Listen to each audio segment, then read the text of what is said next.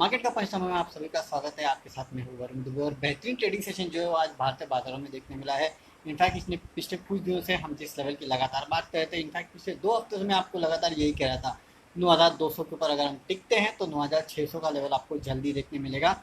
और आज देख लीजिए, फाइनली 9600 का लेवल जो है वो निफ्टी पे देखने मिला है और बैंक निफ्टी में 21,000 के आसपास का लेवल देखने मिला है। इनफैक्ट कल ही मैंने ट्वीट किया था, किसी ने मुझे ट्विटर पे भी पूछा था कि परसों कि किस लेवल तक हम जाते हुए दिखाई देंगे।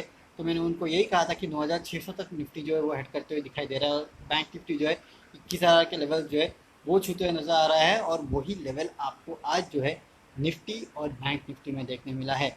तो हमारा जो टारगेट था वो एटलीस्ट यहाँ पे पूरा हुआ है, ये मैं कहूँगा।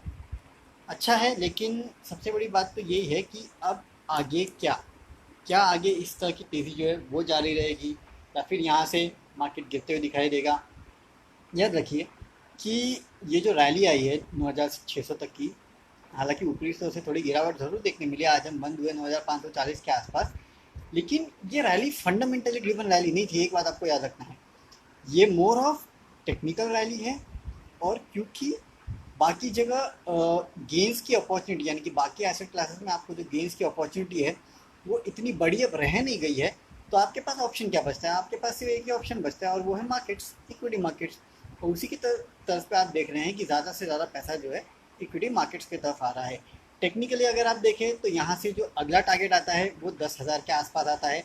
लेकिन वो टारगेट इतना जल्दी आएगा क्या? नहीं, इतने जल्दी वो टारगेट नहीं आने वाला। हो सकता है कि अगली सीरीज में आए, क्योंकि वैसे भी मई सीरीज जो है वो मार्केट के लिए ज़्यादातर, अगर आप देखिए पिछले 12 में से मेरे ख्याल से 7 बार मई सीरीज जो है वो उसने पॉजिटिव रिटर्न दिया है। तो मई सीरीज अमूमन जो है वो मार्केट के लिए अच्छी रहती है। तो अगर वैसा मैं लेके चलूँ तो शायद आपको 10,000 का लेवल अगली सीरीज में देखने मिल सकता है और हो भी सकता है।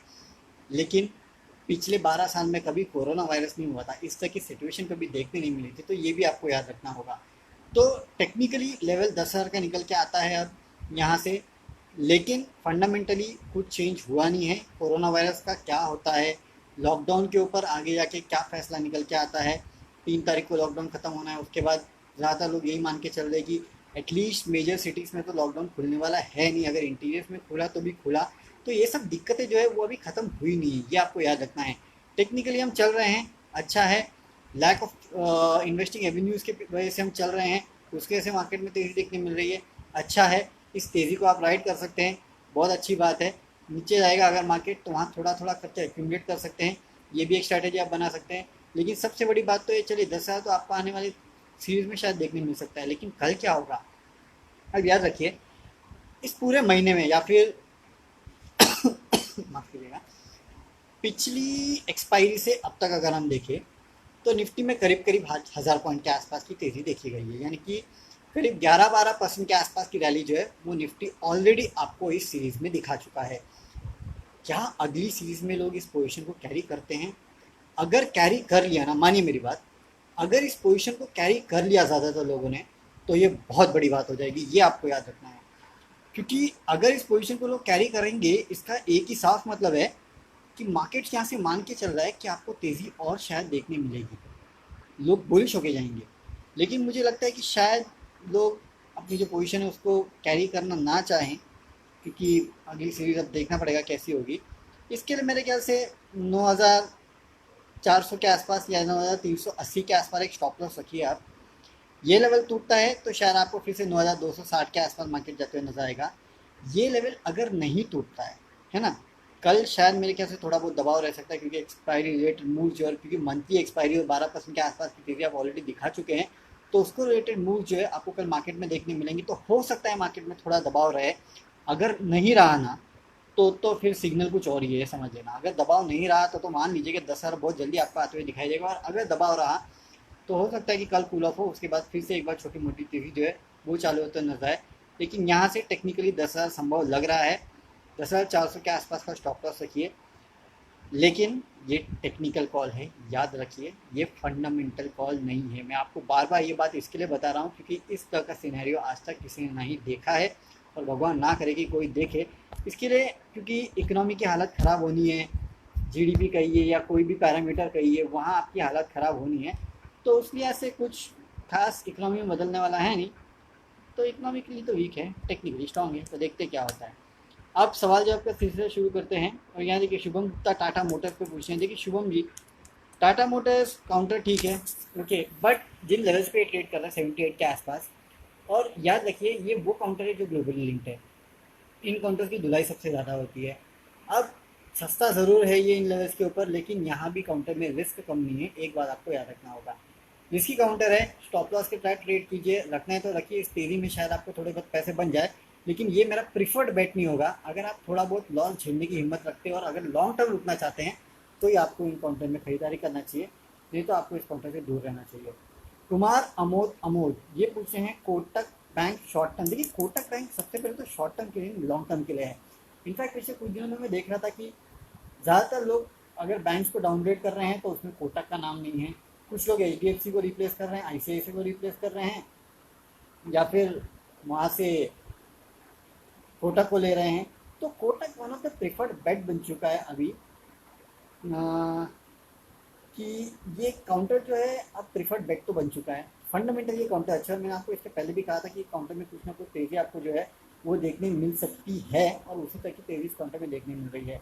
तो इस काउंटर को आप खरीद के चल सकते हैं, अच्छा काउंटर है नो डाउट, और मेरे ख्याल से लॉन्ग टर्म के लिए भी ये काउंटर अच्छा रहेगा। शॉर्ट टर्म के लिए तो बेहतरीन लगता ही है, लेकिन लॉन्ग टर्म के लिए मुझे ज़्यादा इस पर कन्विक्शन है।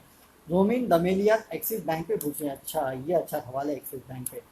देखिए कुछ लोग कह रहे थे कि एक्सिस बैंक के नतीजे अच्छे हैं, कुछ कह रहे थे ये खराब है, तो एक्चुअली एक नतीजे बड़े कंफ्यूजिंग थे, क्योंकि आपको इतनी प्रोविजन करनी पड़ रही कोविड के चलते, 3000 करोड़ के आसपास की अतिरिक्त प्रोविजन जो है इस कंपनी ने की। हालांकि NPA जो है क्वार्टर दो क्वार्टर हर एक बार कम होते जा रहे लगातार, ये अच्छी बात है।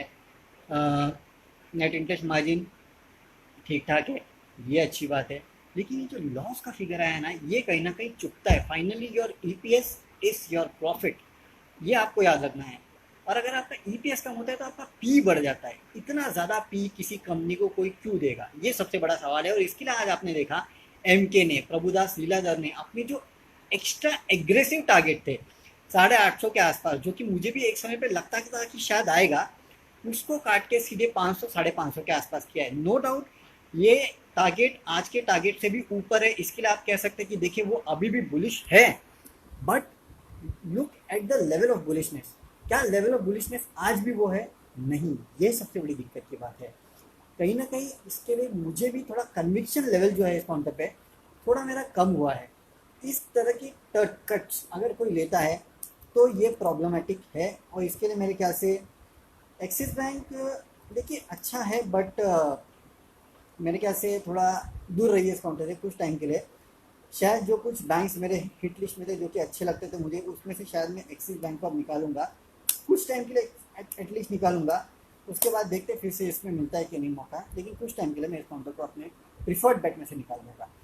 अब देखिए अरविंद जैन येस बैंक पे पूछे बुक प्रॉफिट और बेटा। अरविंद जी मुझे पता नहीं आपने किस लेवल पे लिया है, लेकिन मुझे इतना मालूम है कि कुछ समय बाद येस बैंक के रिजल्ट आने वाले हैं, तो अगर रिजल्ट्स के पहले इस काउंटर में देखिए कहीं ना कहीं कुछ ना कुछ होता है तो टेक्निकली आप ले सकते हैं। फंडामेंटली ये काउंटर जो है बिल्कुल पसंद नहीं है। वरुण वोहरा RIL प्लीज, देखिए RIL के तो कल नतीजे आने वाले हैं, तो उसके बाद ही शायद आप इस काउंटर पे ज़्यादा अगर बैठ लेंगे तो ज़्यादा बेटर होगा। इसी काउंटर लॉन्ग टर्म के लिए अच्छा है। दीपक नाइट्रेट पे संदीप बंसल पूछते हैं कि दीपक नाइट्रेट पे क्या करना चाहिए। देखिए दीपक नाइट्रेट काउंटर जो है मुझे काफ़ी अच्छा लगता है। इनफैक्ट इस कंपनी में जो आई मीन एक प्रोडक्ट है जो ये इंपोर्ट करता था इंडिया, पहले I forgot the name of the product, उस कंपनी की प्रोडक्शन जो है वो इस कंपनी ने शुरू किया था। 510 के आसपास काउंटर ट्रेड कर रहा है। मेरे ख्याल से फंडामेंटली स्टोरी जो है इससे काफ़ी ज़्यादा है। काउंटर बेहद ही पसंद है मुझे। इन लेवल्स पे भी आप इस काउंटर में जो खरीदारी है वो करके चल सकते हैं। लॉन्ग टर्म के लिए इसको रखिए, अभी तो स्टोरी जो है वो शुरू हुई है।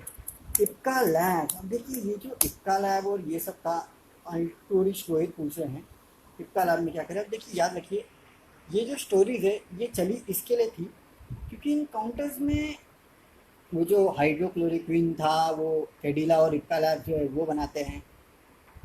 अब ये काउंटर्स उस वजह से चले थे, उसके बाद USFDA की रिपोर्ट आई कि इसके चलते काफ़ी सारे मौतें हुई है। अब इस तरह की रिपोर्ट अगर USFDA देगा तो जाहिर सी बात है जो प्रोडक्ट हाइड्रोक्लोरोक्विन जो कि मलेरिया में यूज़ होता है उसका इस्तेमाल को लेके कहीं ना कहीं थोड़ी प्रॉब्लम हो सकते हैं। हालांकि क्या इसको पूरे तरह से यूज़ करना बंद करेंगे, क्या करने वाले हैं इसमें आगे, ये कहना काफ़ी मुश्किल है। लेकिन मेरे ख्याल से ये समय है कि इन काउंटर से आपको थोड़ा दूर रहना चाहिए जब तक क्लैरिटी ना आए कि इन काउंटर्स में क्या होने वाला है, उस दवाई को लेके क्या होने वाला है। मेरे ख्याल से इन काउंटर से आपको थोड़े टाइम के लिए दूर रहिए, क्लैरिटी आने के बाद शायद आप फिर खरीदारी करके सकते हैं। Atul Mishra, sir what about RVC and PFC? देखिए ये जो पावर फाइनेंस कंपनीज है ना, ये मैंने आपको कहा था कि पावर सेक्टर जो है इस साल का सेक्टर रह सकता है। मैं आपको साल की शुरुआत से कह रहा हूँ, मेरा अभी भी कन्विक्शन है कि रह सकता है, लेकिन ये जो पूरा इशू खत्म होगा ना उसके बाद ही पावर सेक्टर जो है उसको मैं शायद इस साल का सेक्टर बोल सकूँ। लेकिन हाँ, कंपनी अच्छी है पीएफसी आरईसी। हालांकि ये वो काउंटर्स है ना कि जिनमें दिक्कतें कभी भी हो सकती है। इसके लिए 95 पे है, मेरे ख्याल से थोड़ा कूल ऑफ होने दीजिए। 100 रुपये के आसपास अगर जाता है तो वहाँ से एक बार फिर कूल ऑफ होगा और फिर नीचे का लेवल जो ये काउंटर दिखा सकता है। कूल ऑफ होने का इंतजार कीजिए इन काउंटर में, उसके बाद इन काउंटर में खरीदारी कीजिए। वेट एंड वॉच रखिए। आज अच्छी रिपोर्ट के चलते काउंटर चले हैं, लेकिन मेरे ख्याल से थोड़े दिन बाद कूल ऑफ होंगे, तब खरीदारी के अच्छे मौके मिलेंगे। अच्छा, एक और सवाल लेता हूँ, Deepak Dodamani, what view an actual now will what will be the correct entry point? देखिए ये फंडामेंटली स्ट्रॉन्ग काउंटर है, जब गिरावट आए इस काउंटर में आपको खरीदना चाहिए। सबसे पहले बात तो आपको ये बताओ कि इसके पहले जब भी एच के नतीजे आए हैं, हमेशा पिछले 3 क्वार्टर से मुझे याद है हमेशा इस कंपनी ने एनालिस्ट की जो एक्सपेक्टेशन है उसको बीट किया है। इस बार भी माना जा रहा है कि 3 से 4% के आसपास की वॉल्यूम ग्रोथ देखने मिल सकती है। हालांकि कुछ ब्रोकरेज हाउस नेगेटिव भी बोल रहे हैं कि वॉल्यूम ग्रोथ नेगेटिव भी हो सकती है। ये अनसर्टन टाइम्स है, इसमें आकलन करना काफ़ी मुश्किल है। तो अगर इस बार इस कंपनी ने अंडर परफॉर्म किया तो भी मैं इस कंपनी से दुखी नहीं होऊंगा।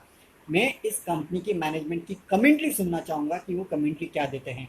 अगर कल नतीजे कुछ भी आए, क्योंकि देखिए एनालिस्ट फैटर्निटी के लिए ये आकलन लगाना काफ़ी मुश्किल है इस समय। इनफैक्ट कंपनी के लिए खुद के लिए आकलन लगाना मुश्किल है कि भाई हुआ क्या है मेरे साथ पिछले 15 दिन में, या फिर आगे जाके क्या होगा, क्योंकि अनसर्टन टाइम्स है। इसके लिए अगर कल नतीजे खराब भी आते हैं, मेरे ख्याल से उसके बाद स्टॉक अगर गिरता है, जो कि मेरे ख्याल से गिरना नहीं चाहिए वैसे, तो उससे अच्छा मौका नहीं होगा खरीदने का। हर गिरावट में एक्चुअल जैसा स्टॉक जो है आपको खरीदना चाहिए। फंडामेंटली बहुत ही स्ट्रॉन्ग स्टोरी है ये। आगे के लिए अपने पोर्टफोलियो में इस काउंटर को ले लीजिए। मेरा 3000 का लेवल का टारगेट फिलहाल इस काउंटर पे है। हालांकि कल कंपनी की जो जो भी बोलेगी कंपनी, उसके बाद शायद ज़्यादा बेटर मैं कॉल ले पाऊँगा। लेकिन वो शायद मेरे लिए जो है ज़्यादा बेटर होगा बताने के लिए। लेकिन हाँ, हर गिरावट में काउंटर जो है खरीदारी के मौके देता है। चलिए इसी नोट पे आपके जो सवाल है उसको अब मैं यही ख़त्म करता हूँ। जवाब देने का सिलसिला जो है, क्योंकि काफ़ी टाइम हो चुका है। कल आपके साथ फिर जुड़ेंगे इसी प्लेटफॉर्म पे आपके सवालों का जवाब देने के लिए। कल 3 अहम नतीजे हैं, एक्चुअल, रिलायंस और टेक महिंद्रा तो निफ्टी की है। इसके अलावा याद रखिए कुछ छोटी companies, Laurus lab, SIS, Birla money, ये कुछ ऐसी कंपनीज है जो अपने नतीजे जो है वो कल घोषित करने वाली है। और याद रखिए लॉरस लैब में एक बात है कि नतीजों के पहले इस काउंटर में 30% के आसपास की तेज़ी जो है वो ऑलरेडी देखने मिल चुकी है। अब कल अगर नतीजे उस लेवल से नहीं आए तो शायद इस काउंटर की और पिटाई होगी। अगर नतीजे अच्छे आ गए तो शायद इन लेवल्स को सस्टेन करेगा। देखते हैं कल कैसे आते हैं नतीजे, फिर विश्लेषण करेंगे और इसी प्लेटफॉर्म पे आपके बचे कुछ सवालों का जवाब देंगे। तब तक के लिए सी यू, गुड बाय।